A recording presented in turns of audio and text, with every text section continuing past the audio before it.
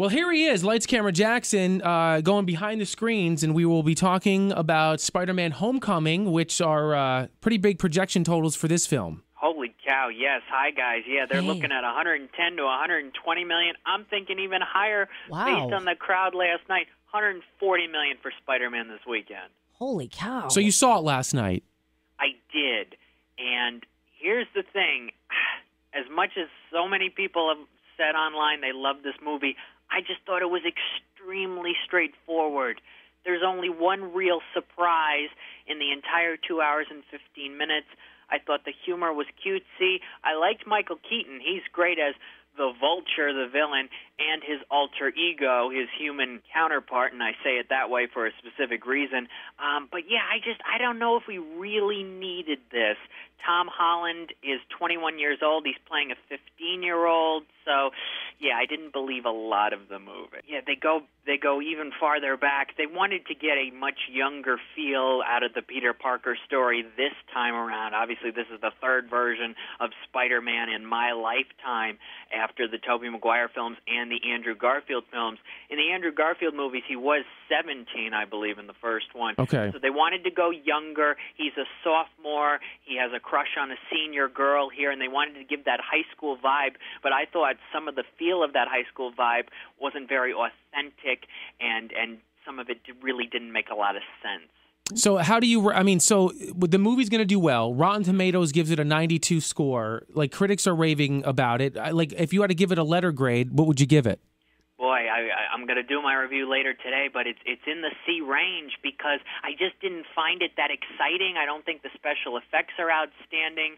You can count the number of scenes Robert Downey Jr. is in on one hand. Wow. I thought he was going to have more of a presence with Tom Holland in this mentor-type role, but there's really not much of that. Again, only one big surprise in the entire 2 hours and 15 minutes. All right, so there's the thoughts on Spider-Man Homecoming. Now, I've been seeing some incredible reviews, and the critics are raving about a film that's opening up in August, Annabelle 2. Have you seen any of these reports? Yeah, basically Rotten Tomatoes lists it at 100% fresh. Here's the thing. First of all, this movie doesn't open till August 11, right? It's not out till August.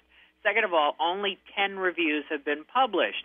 Again, the flaw of this site is it's not getting 4-star reviews. It's just getting positive reviews. So basically the bigger story here and the better thing to look at is the people who have seen Annabelle 2 think it is much better than the first Annabelle, which largely got panned by critics.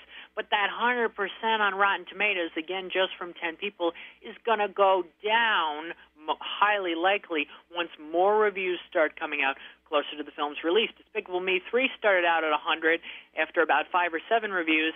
Now it's, according to that site, barely fresh. So, again, not really reliable. I got you. Okay, I see what that's fair. It is unusual, though, for a horror film like Annabelle, which came out, 4 years ago or something like that, for it to not, be really positively reviewed that well. They come back and they make a second one, and the second one that ends up being a smash. Usually it's the other way around. The first horror movie that comes out is good, and then they just get progressively worse. They mess it up, right. Right. So the bigger, better thing is this movie really has some legitimate scares and some interest from people, and the buzz going in, not necessarily the numbers or the letter grades that come out of it, but the buzz is positive, is the better story. Where's the best place in the Capital Region to watch a film at the drive-in? Ooh, you got to go with either the Hollywood or the Malta, and you can call them up each week and hear me talk about the films that are... Oh, because you talk about it. Okay, I got you. That makes sense. I have to say... They're wonderful. They're wonderful to go to. Great family environment. The people there are nice. Lots of fun things to do beforehand, and the food is tremendous. Yeah, it always is. The Malta Drive-In is our home-based drive-in. There used to be a drive-in in Stillwater over the bridge, and we used to go to that one too, but that has since closed down. I don't know, when was the last time either one of you went to the drive-in? What's the, because I haven't been in years. What's the quality like on the screen? Is the sound is it a good experience? It'll never be as good as being in the theater, but is it still a good experience sitting in your car? Yeah, I think it absolutely is. When you look at the screen, the digital projection, they're staying with the times, and they're making everything fun for families to go to. And yeah, the sound quality in the car is fine. Yeah, now it's through the projection. Yeah, it's still a wonderful experience. And whenever I tell people we still have 5 or 6 drive-ins in this area, it blows their mind that this capital region is the center for something that has been around for such a long time. And you don't have to hang that big speaker in your window anymore, which I think is awesome. It goes right through the radio now. Yeah, so I used to like that big speaker, unless there were like a lot of mosquitoes. Then it wasn't fun.